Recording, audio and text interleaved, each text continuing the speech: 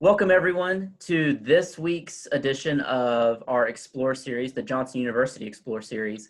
We're glad that you're taking time out of your day to come with us, come hang out with us and learn some more about Johnson.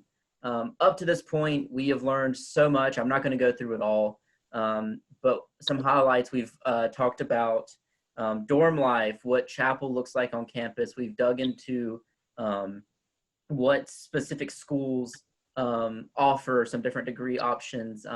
We've kind of looked into a lot of different things. We also talked about the admissions process and Johnson. So I encourage you, if you haven't watched some of these past videos, and if you're interested in the School of Congregational Ministry, do go back and check out some of the more broader topic ones, like the dorm life, the food service, the chapel.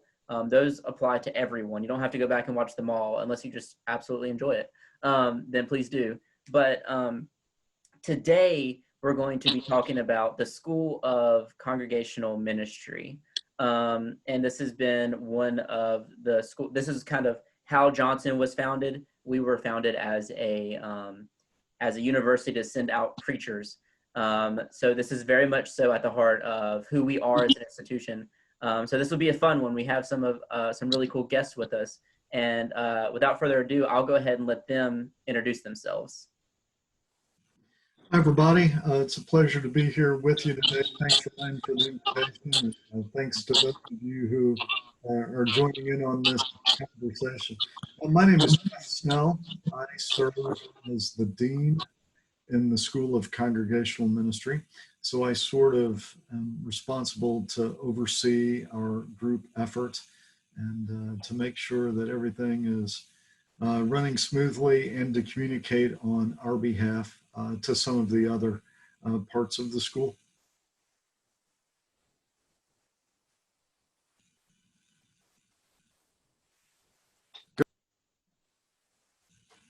Oh, I believe you're still muted. There we go. There we go. Whoever was playing Zoom bingo, you've got that one taken care of now. My name is Daniel Overdorf, and I teach in the School of Congregational Ministry, and I direct specifically the preaching programs.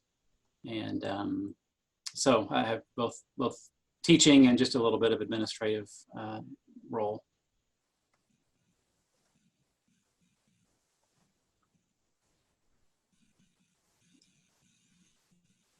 Awesome. And then my name is Christian Rowe. I'm a student in the School of Congregational Ministry here at Johnson.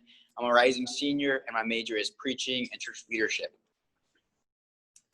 Awesome, guys. Well, thank you for being here today and taking time and talking to some of these prospective students and answering some questions. I know that if you are interested in the School of Congregational Ministry or ministry programs at Johnson, these are the experts on it, even an expert student on it. So let's just jump right in. Let's say I don't know much about Johnson. I'm interested in preaching. I obviously go to church, close with my youth minister.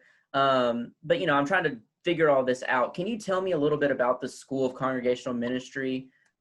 Just tell me about it from your perspective.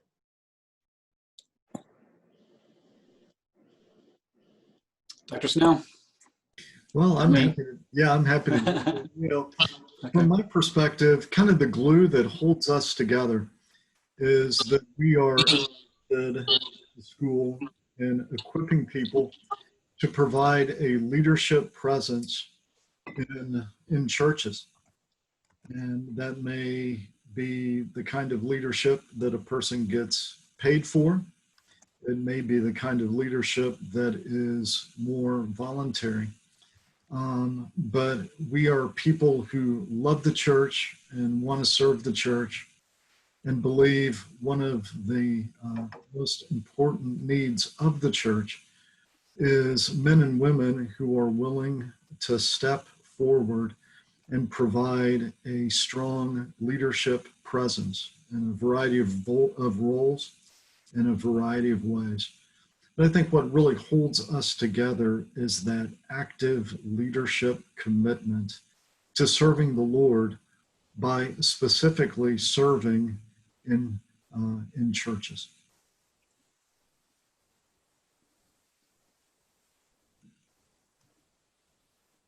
Daniel, what would you add to that? I guess probably the only things I would add is there's a general heart for and training for leading in churches. We do have some specific pathways in preaching and youth ministry and children's ministry and pastoral care and counseling. There's a degree called ministry leadership that's even a little broader. So really, if you come in wanting to specialize in something in particular, you can. Or if you just kind of come in saying, I know I want to serve God through the church, we prepare you for that as well. And you're looking at faculty, not only Dr. Snell and I, but others in our school and in other schools who have this deep love for the church. And we would be thrilled to help prepare you to be leaders in the church. Yeah, absolutely. And I'm glad that you brought that up, Dr. Overdorf. Can maybe we speak to some of the differences between like ministry leadership, preaching church leadership, pastoral care and counseling, all the degree options you mentioned. Like you said, if you just have a heart for ministry and jump in, it seems like you can kind of pick and choose your path, but can you maybe go through some of the differences between some of these? Sure. In all of our congregational ministry programs, there's a core of classes that everybody takes. We want everybody to be able to do basic teaching and preaching from Scripture. And so there's a class that prepares you for that. We want everybody to be able to be formed spiritually themselves. And so there's a class in spiritual formation.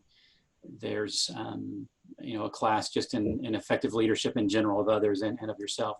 So there's a core that all ministry students, conflict and communication is a class that we feel like all ministers, all church leaders need to have.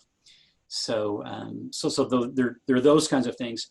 And then when you begin to specialize in something more than say in youth ministry, for example, a youth ministry major, you're going to have classes that teach us specifically about that and how to recruit and train volunteers. How do you look at curriculum? How do you plan events? What are safety issues that you need to be dealing with?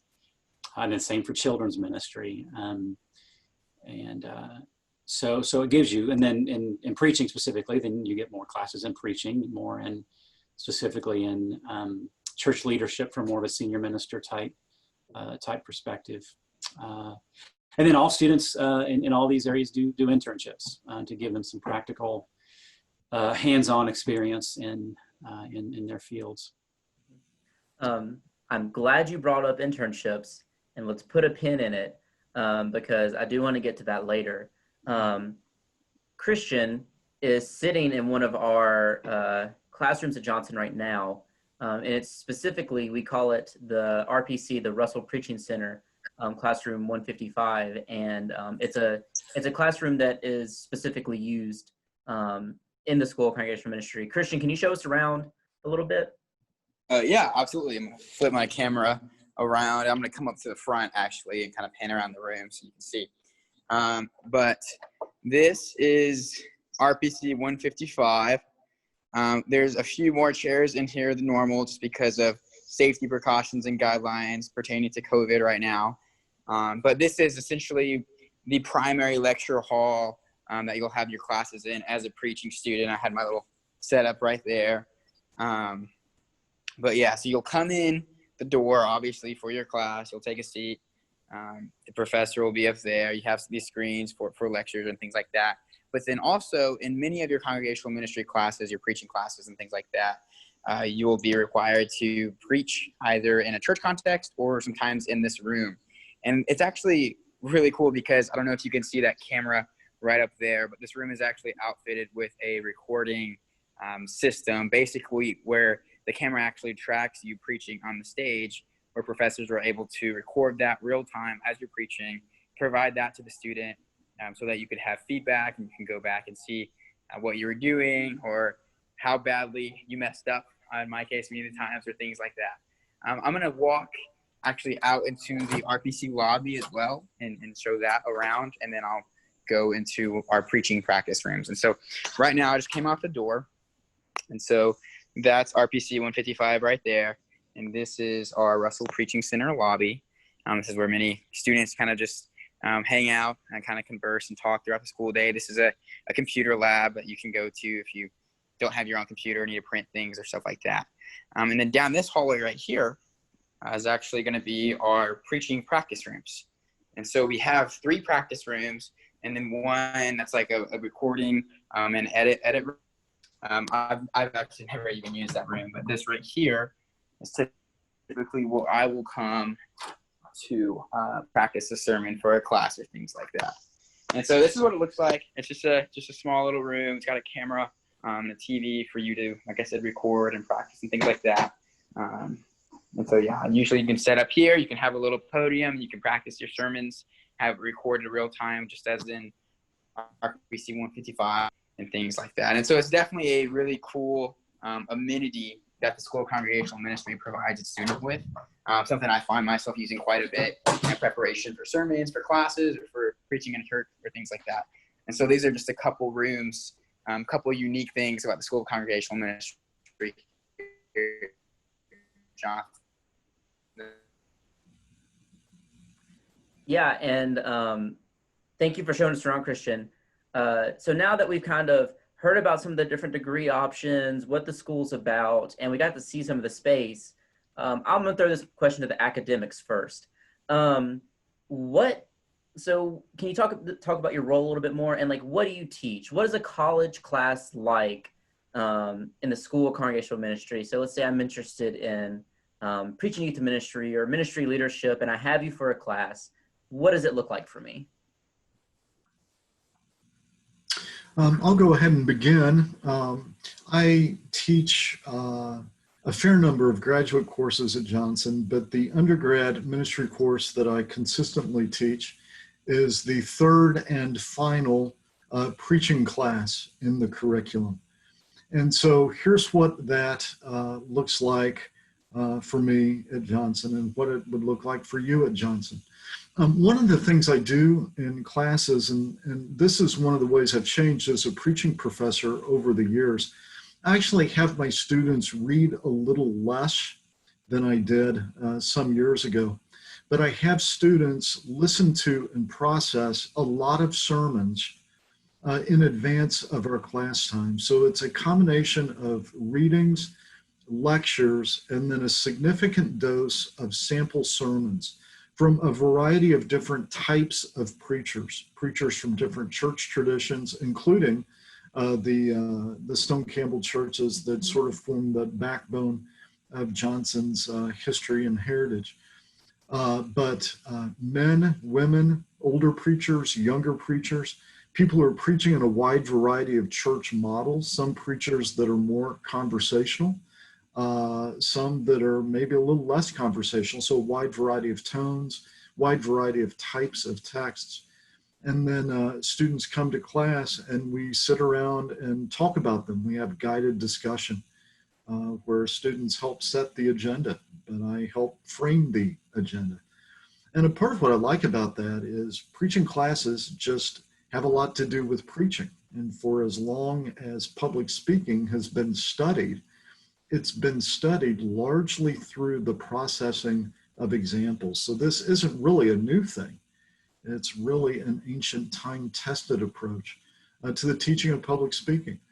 Something else I like about it is students can do classwork while they're jogging, or while they're walking, or while they're driving down the road in their car. And it's a lot safer to listen to something and process it than it is to read while you are jogging or driving. And so I've done that in an effort to save students money, to save students time, and to connect to a really historically grounded approach to the teaching of public speaking and preaching. Then the other piece of that is we do have a significant lab portion in the course. So in all my classes, students preach at least twice. And one of the reasons for that is because students tend to make the most improvement from the first to the second one, more so than from the second to the third one. So 2 seems to kind of be the sweet spot. And because the course is titled Preaching in Ministry, what I've increasingly done is have students preach to a group of people outside the classroom. So that may be in a local church somewhere. It may be a gathering of folks in a dorm devotion, type of setting. We're really, really flexible with how ministry is defined because the New Testament is flexible with how ministry is defined.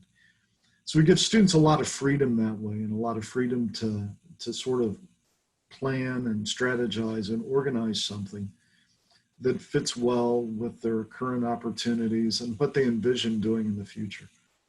And then we have a layered evaluation process. Every student listens to each of their fellow students' sermons. We have students upload those, record them, and upload them. Everyone listens to everyone's sermon. And then the class evaluates or provides feedback on each sermon. So strengths and opportunities for improvement are noted at the peer level as a group. Then the student evaluates the sermon on the basis of both the student's own watching of the message and the feedback he's received or she has received from peers. And then we sit down for a 30-minute chat, the student and me, in which we process all of the preceding evaluation together and try to design a roadmap for future improvement and skill development. So that's a little bit of what a class would look like with me. And while I do teach in that classroom, when the weather permits, my favorite classroom is actually the front porch of this building, where we get together on patio furniture, get some sunlight, some vitamin D. And I believe in that. I think it's spiritual. I think it's important. So when the weather permits and the class agenda permits, we get outside the classroom as much as we can.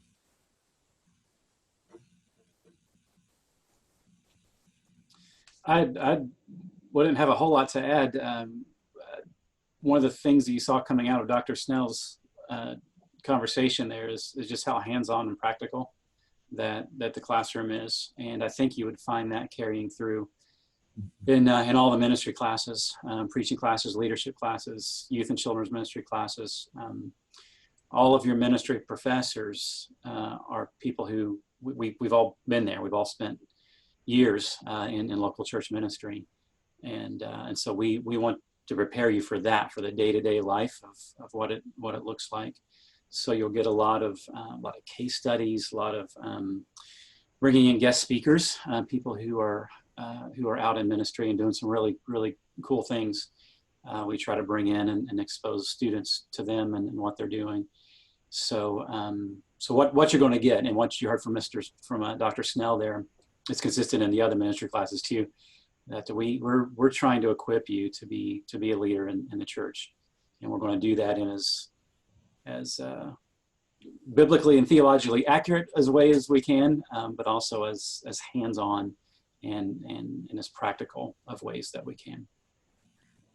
Yeah, absolutely. And I can personally attest, as someone who graduated from this school, that the outside classes were some of my favorite. That vitamin D and sitting around and talking about sermons was good. But you don't want to hear that from me. I'm, for most of y'all, long graduated. Christian is a current student in the program. So Christian, let me throw a question to you. What are some of your favorite classes? What do you love about being in the School of Congregational Ministry? What's class like for you? And how does it differ from high school? Yeah, so that's a lot of questions you threw at me. I'm going to try my best to answer all of those to the best of my ability. First and foremost, I love being a student in the School of Congregational Ministry here at Johnson. In high school, I was at a camp when I felt called to ministry.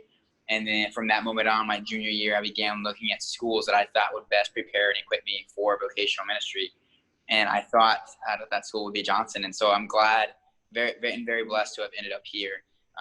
Ended up with the faculty and with the students and my peers that I'm also studying with as well. For me personally, my congregational ministry classes have been some of my most favorite that I've taken here at Johnson. I'm actually preparing to take my last two in these upcoming 2 semesters. So Dr. Snell, I have you for that preaching and ministry course soon. But yeah, I've taken both introduction to biblical teaching and preaching, advanced biblical teaching and preaching, pastoral counseling, And then I'm about to take conflict communication actually beginning in August, and my last couple courses with that as well. And like I said, my experience, they've all been super helpful and beneficial as far as my growth as an individual in my relationship with Christ, but also my ability to preach a sermon from a biblical foundation, which I think many churches need today, obviously. And so I think that any and every student would also attest to kind of the practicality of the program and how it's been designed. As you know, Dr. Oberdorf and Dr. Snell were saying, one of the favorite projects that I got to do was actually in Dr. Oberdorf's advanced teaching and preaching class. We had local preachers come in. We had 4 different preachers from the greater Knoxville area come in and actually talk to a group of us about basically a problem that their church was experiencing, or a way that a message that they need to hear in their congregation. And so then me and the group of students that I was with actually got to design a sermon series around that problem, or around what that congregation needed to hear, and present those messages in a way to be class and things like that. And it was just a really cool project because not only are you getting, like I said, the hands-on experience, but you're actually getting to think about and to dive into these issues that real people are actually facing today in the world that we live. And so I think that's really cool, and definitely one of my favorite things I've gotten to do as a congregational ministry student. As far as how it differs from high school, it differs from high school a lot. Obviously, as you've heard from Dr. Snell, the curriculum is very different than your traditional course load. So like in high school, you know, when you read a book, or you do a homework, or you prepare for a test, and then you come in, you do that thing, and that's basically it, or your teacher teaches you some more. It's not that way in many of your courses for congregational ministry. Instead, as Dr. Snell said, you'll do your work kind of ahead of time, whether that's reading or sermon videos, or preaching in a church context, and then you'll come in and actually analyze and break down kind of what you learned together. And for me, the coursework isn't easier than high school, but it seems that way just because it's something I'm passionate about learning. And I know that when students actually desire to learn about what they are learning, it definitely comes easier to them, more natural. And it's just, it really is, it's a great blessing to be part of the school here at Johnson. Yeah, thank you for that, Christian. So we've seen what the school's about. We've heard about some of the degree options.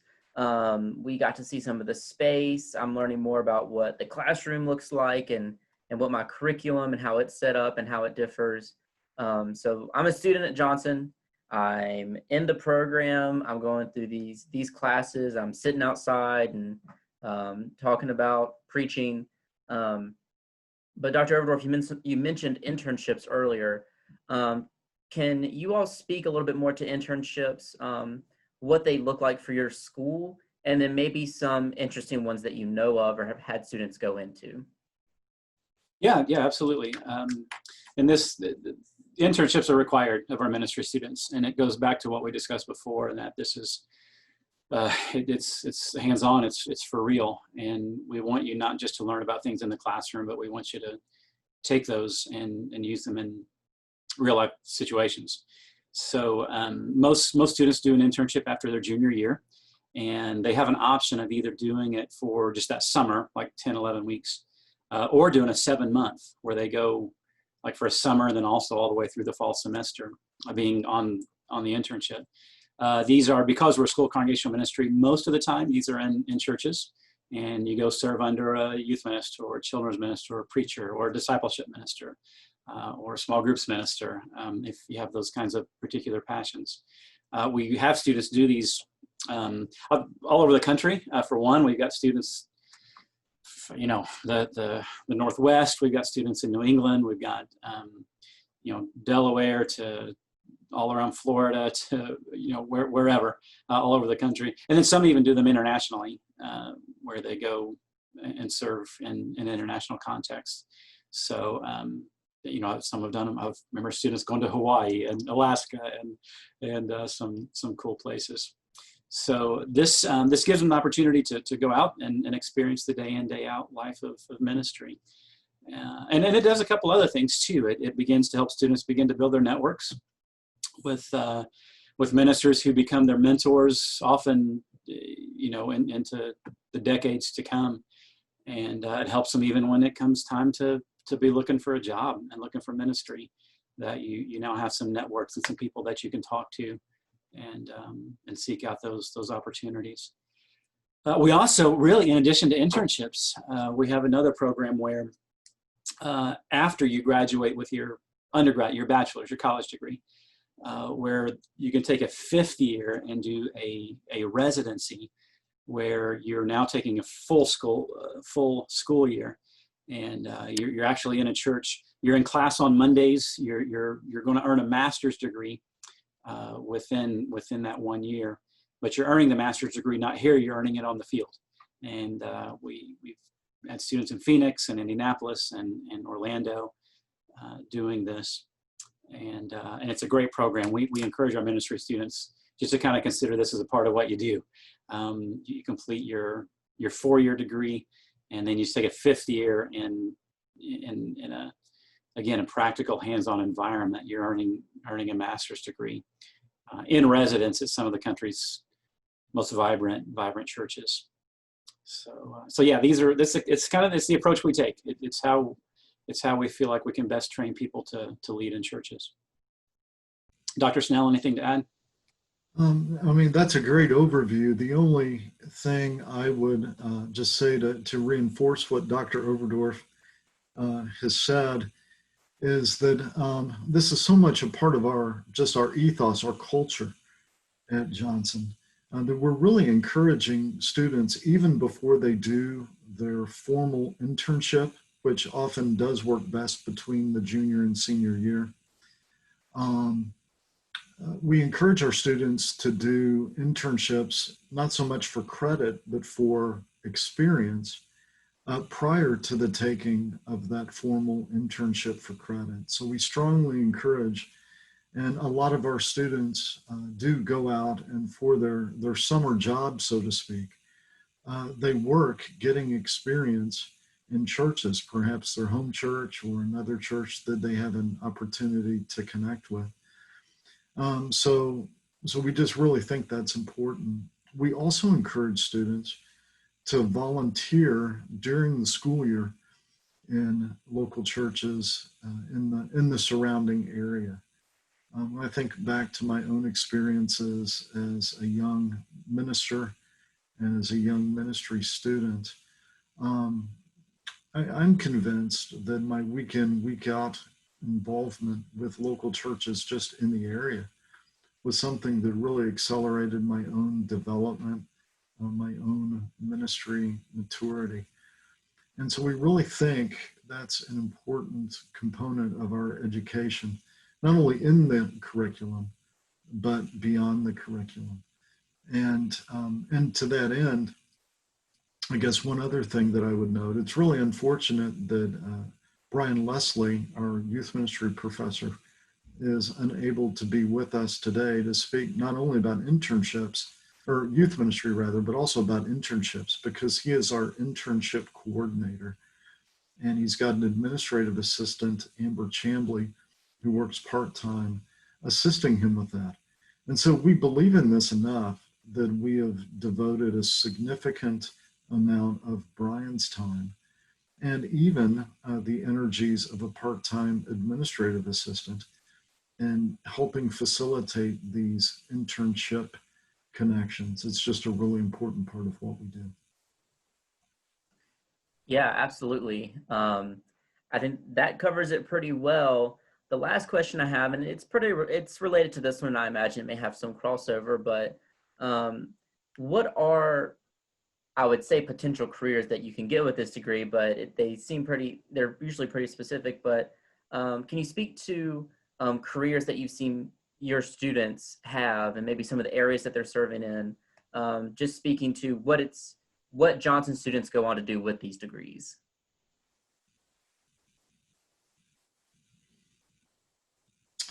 Well, ministry is at the same time becoming increasingly specialized and increasingly generalized.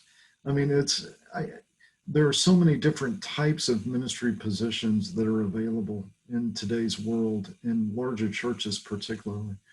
But we are equipping students who are serving as preaching ministers, as youth ministers, as adult discipleship ministers, as small group pastors. We have students with musical gifts who, even though they weren't worship ministry majors here, have transitioned in that direction. Senior citizens ministers, people who serve as counseling ministers in a church-based kind of way. We have students who are serving to a significant degree, even in sports ministries in local churches, children's ministries in local churches, people with technology gifts who have transitioned into being technology ministers in local churches. And we don't, Johnson really offers majors in most of those categories, even though some of that would be something that we would be offering in partnership with other schools of the university. But at the same time, in addition to those specialized roles, a lot of what we provide in the School of Congregational Ministry is just broad general ministry training that everybody needs. And that's so important because 20 years ago, people weren't talking about full-time sports ministry workers in local churches. And with as rapidly as the world is changing, it's really hard for us to predict what new ministry opportunities are going to surface over the next 5 to 10 years. And so a part of our goal in equipping students for ministry leadership is to provide them with those skill sets that are going to apply across the specific roles. So I imagine our current students are going to be engaging in ministry categories and possessing ministry titles that don't even exist today. That's a good thing. That's a great thing. And we're trying to prepare students with the ability to be adaptable and flexible to see what the world and what ministry brings as we move forward through the 21st century. Yeah, I think that pretty much well sums it up there. That was really good. And so basically, if there's a position that exists in a church, you're pretty adequately prepared for it. So yeah, I think we've covered so much today. We've talked about who you guys are as a school, some of the degree options you offer. We've got to see around some of your space a little bit, just specifically your classroom spaces. We got to hear what it's like from a student's perspective to be in the classroom, what it's like from a professor's perspective to teach the class. We've talked about internship possibilities, career possibilities. I feel like we've covered a lot today, guys. Do you all have anything to add? Anything maybe that we missed? I don't think anything on my end. No, I don't either. I just hope those watching this and anyone who might consider coming here, I just would want to tell you we would love to partner with you to help God grow you and equip you to minister for Him. That's what we're about. Absolutely. Well, everyone, thank you for joining in this week. This has been a good one, and I hope that if you're interested in the School of Congregational Ministry, that you see the names on the screens, that you find a way to reach out to us. You can always reach me at rmcdaniel, rmcdaniel at johnsonu.edu. If you ever have any follow-up questions or say, hey, this guy was talking about this, or I think he was a professor, I will gladly send you to them. And so that way you can talk about it. But School of Congregational Ministry, thank you guys. Thank you, Christian, for jumping in. Next week is a parent edition of this. So sorry, students, we're going to be talking about parent stuff, but it'll still be a pretty good one. So until next week, stay safe, and we'll see you again soon. Bye, everyone.